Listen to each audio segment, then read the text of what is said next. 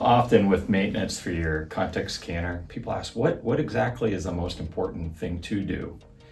And cleaning the glass is probably the number one most important thing that you can do with a Contex scanner.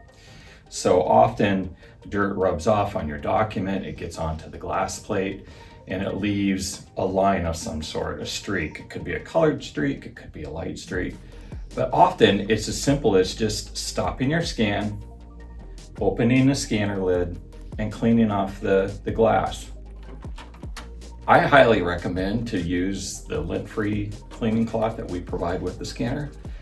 And as a kind of rule of thumb, it's best to just take one swipe from right to left at the very end, which will drag all the dust and particles that might be in the air, the lint, and completely remove it from the surface.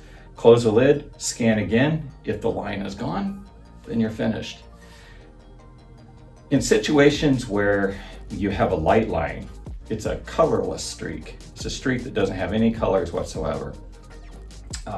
In those situations, it could have been a problem where you had a dirty glass plate during the last calibration.